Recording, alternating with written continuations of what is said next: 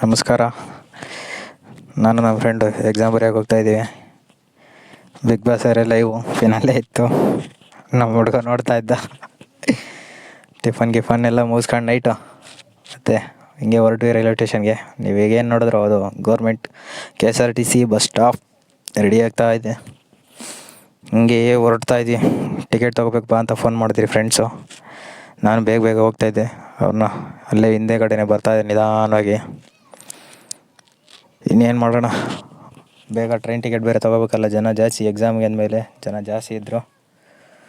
ಈಗ ನೋಡ್ತಾ ಇದ್ರಲ್ಲ, ಕಾಲ್ ಟ್ಯಾಕ್ಸ್ ಬಂದೆ. ಐ ಲವ್ ತುಮಕೂರು ನೋಡ್ತಾ ಇರ್ಬೋದು. ಮತ್ತು ರೈಲ್ವೆ ಸ್ಟೇಷನ್ ರೋಡ್ಗೆ ಬಂದೇ ಬಿಟ್ಟೆ. ಹಿಂಗೆ ಬರ್ತಾ ಬಂದೆ. ಕೊನೆಗೂ ರೈಲ್ವೆ ಸ್ಟೇಷನ್ ಎಂಟ್ರಿ ಆಗಿಬಿಟ್ಟೆ. ಹುಡುಗರು ಟಿಕೆಟ್ ತಗೊಂಡಿದ್ದೀನಿ ಅಂತ ಹೇಳಿದ್ರು. ತುಂಬ ಖುಷಿ ಆಯಿತು. ನೋಡ್ತಾ ಇರ್ಬೋದು, ಸಿಕ್ಕಾಪಟ್ಟೆ ಜನ ಇದ್ದಾರೆ, ಕ್ಯೂ ನಿಂತಿದ್ರು. ಹೋಗ್ತಾ ಇದ್ದಾರೆ ನೋಡ್ರಿ, ಇಲ್ಲಿ ಟಿಕೆಟ್ ತೊಗೊಂಡು ಇವರೇ. ನಾನು ಹಂಗೆ ಜಾಯ್ನ್ ಆದೆ ಅವ್ರ ಜೊತೆ. ನೋಡ್ತಾ ಇರ್ಬೋದು ಎಷ್ಟು ಜನ ಇದ್ದಾರೆ ಅಂತ ಹೇಳ್ಬಿಟ್ಟು. ಸಿಕ್ಕಾಪಟ್ಟೆ ಜನ ಇದ್ದರು. ನಾನಂತೂ ಇಷ್ಟೊಂದು ಜನ ನಮ್ಮ ಟ್ರೈನ್ಗೆ ಬರ್ತಾರೆ ಅಂದ್ಕೊಂಡೆ. ಬಸ್ಸಲ್ಲಿ ಕಾಣಿಸೋದ್ನಲ್ಲ, ಅವನು ನೋಡ್ಬೋದು, ಬಾಬಾ. ಹಿಂಗೆ ಹೋಗ್ತಾ ಇದ್ವಿ, ಜೊತೆಗೆ ನಡ್ಕೊಂಡು ತೂಕ ಮುಂದೆ ಹೋಗೋಣ ಅಂತ. ಒಂದು ಟ್ರೈನ್ ಬೇರೆ ಬಂದಿತ್ತು, ಎಲ್ಲ ಓಡ್ತಾಯಿದ್ರು, ಎಲ್ಲಿದೆ ಖಾಲಿ ಅಂತ ಹೇಳ್ಬಿಟ್ಟು.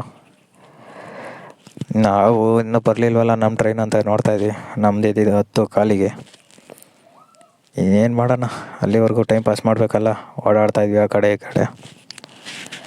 ಇಲ್ಲಿ ನಮ್ಮ ಹುಡುಗರು ಫ್ರೆಂಡ್ಸ್ ಎಲ್ಲ ಸಿಕ್ಕಿದ್ರು. ಹರಟೆ ಹೊಡಿತಾ ಇದ್ರು ಕೂತ್ಕೊಂಡು, ಗ್ಯಾಪಿಸ್ಕೊಂಡು ಹೊಡೆಯೋದೆಲ್ಲ. ನಾನು ಕೊನೆಗೂ ನಮ್ಮ ಟ್ರೈನ್ ಬಂತು. 10 ಕಾಲಿಗೆ ಇದ್ದಿದ್ದು 11 ಗಂಟೆಗೆ ಬಂತು. ಏನು ಮಾಡೋಣ, ಅದಕ್ಕೆ ಹತ್ತಿದ್ವಿ ಅದರಲ್ಲಿ ನೋಡಿದ್ರೆ ಒಂದು ಸೀಟು ಇರಬಾರ್ದ.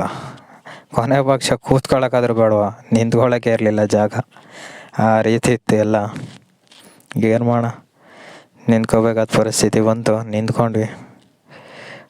ಪಾಪ ನಮ್ಮ ಹುಡುಗರು ಅನ್ಕೊತಾರೆ ಏನಕ್ಕನ್ನ ಬಂದೆ ಅಂತ ಅಂದ್ಬಿಟ್ಟು. ಕೊನೆಗೆ ರಾತ್ರಿ 12 ಗಂಟೆ ಸೀಟ್ ಸಿಕ್ತು, ಕೂತ್ಕೊಂಡೆ. ನೋಡ್ಬೋದು, ನಮ್ಮ ಹುಡುಗ ಕೆಳಗಡೆ ಕೂತ್ಕೊಂಡವನೆ. ಕೆಲವ್ರು ಇನ್ನೂ ಆ ಕಡೆಯವ್ರು ಇನ್ನಿಬ್ಬರು. ಏನು ಮಾಡೋಣ, ಎಲ್ಲ ಪರಿಸ್ಥಿತಿ ಅಂಥದ್ದು. ಅಡ್ಜಸ್ಟ್ ಮಾಡ್ಕೊಂಡು ಹೋಗ್ಬೇಕು. ಕೊನೆಗೆ ರಾತ್ರಿ 2 ಗಂಟೆ ಆಗಿತ್ತು. ಹುಡುಗ ಮೇಲೆ ಎದ್ದು ಇಳ್ದ, ನಾನು ಮೇಲೆ ಹೋದೆ. ನಿದ್ದೆ ಹೋಗೋಣ ಅಂತ ಹೋದೆ ಮೇಲೆಗಡೆ. ಹಂಗೂ ಹಿಂಗೂ ನಿದ್ದೆ ಮಾಡೇ ಬಿಟ್ಟೆ. ಕೊನೆಗೆ ನೋಡ್ತಾ ಇರ್ಬೋದು, ಎಲ್ಲ ನಿದ್ದೆ ಹೋಗ್ಬಿಟ್ಟಿದ್ದಾರೆ.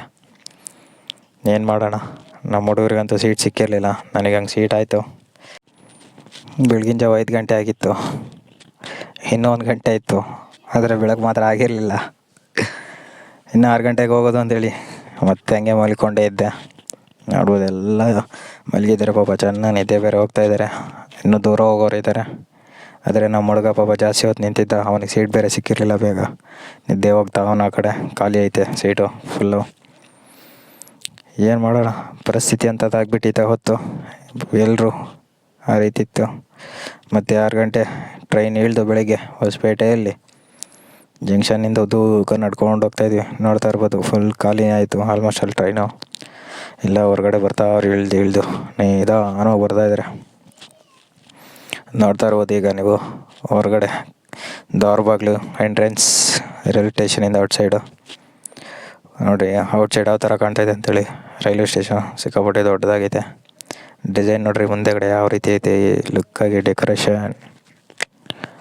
ಮತ್ತು ಹಂಗೆ ಟೀ ಕುಡ್ಕೊಂಡು ಬಸ್ ಸ್ಟ್ಯಾಂಡ್ ಕಡೆಗೆ ಪಯಣ ಬೆಳೆಸಿದ್ವಿ. ಬಸ್ ಸ್ಟ್ಯಾಂಡ್ಗೆ ಹೊರಡೋಣ ಅಂತ ಹೋಗ್ತಾಯಿದ್ವಿ. ಒಂದು ಸರ್ಕಲ್ ಸಿಕ್ತು, ಅದು ಕನಕದಾಸ ಸರ್ಕಲ್ಲು. ಮತ್ತು ದಿನಚರಿ ಮುಗಿಸೋಣ ಅಂತಂಗೆ ಹೋಗ್ತಾ ಇದ್ವಿ. ಸಿಕ್ಕಾಪಟ್ಟೆ ಕ್ರೌಡ್ ಇತ್ತು. ಹಿಂಗೆ ಕ್ಯೂ ನಿಂತಿದ್ರೆಲ್ಲ ನಾನು ವಾಶ್ರೂಮ್ಗೆಲ್ಲನೂ ನೋಡ್ಬೋದು. ಜನ ಸಿಕ್ಕಾಪಟ್ಟೆ ಇದ್ದಾರೆ ಬಸ್ ಸ್ಟ್ಯಾಂಡಲ್ಲೆಲ್ಲನೂ. ಇನ್ನೇನು ಮಾಡೋಣ, ಎಲ್ಲ ತಿಂಡಿ ತಿಂದು ಬಸ್ ಸ್ಟ್ಯಾಂಡಿಂದ ಹೊರಟ್ವಿ. ಅಲ್ಲಿ ಸಿಕ್ಕಿದ್ರು, ಪರಿಚಯ ಆದರು ಇವರು. ಎಕ್ಸಾಮ್ ನಮ್ಮ ಸೆಂಟ್ರ್ ಅಂತ ಗೊತ್ತಾಯಿತು. ಅಲ್ಲಿಂದ ಹೊರಟು ಹಿಂಗೆ ಮುಂದೆ ನೋಡ್ಬೋದು ನಮ್ಮ ಸೆಂಟ್ರ್ ಯಾವ ರೀತಿ ಕಾಣ್ತಿದೆ ಅಂತ ಹೇಳ್ಬಿಟ್ಟು. ಸಿಕ್ಕಾಪಟ್ಟೆ ಬಂದೋಬಸ್ತ್ ಇತ್ತು. ಮತ್ತು ಎಕ್ಸಾಮ್ ಮುಗಿಸಿ ಹೊರಗಡೆ ಬಂದ್ವಿ. ಇನ್ನೊಬ್ಬರು ಪರಿಚಯ ಆಗಿದ್ದರು, ಅವರೇ ನೋಡ್ಬೋದು ಹಿಂದೆ ಫೋಟೋ ತೆಗಿತಾಯಿದ್ರು. ಮತ್ತು ಇನ್ನೇನಿದೆ, ಹಂಪಿಗೆ ಹೊರಡೋಣ ಅಂತ ಬಸ್ ಸ್ಟ್ಯಾಂಡಿಗೆ ನಡ್ಕೊಂಡು ಬರ್ತಾಯಿದ್ದೀವಿ. ಬಸ್ ಸ್ಟ್ಯಾಂಡಲ್ಲಿ ಬಂದು ಊಟ ಮಾಡಿ ಅಲ್ಲಿಂದ ಹಂಪಿ ಬಸ್ ಹಿಡಿತೀವಿ ಸೀದಾ.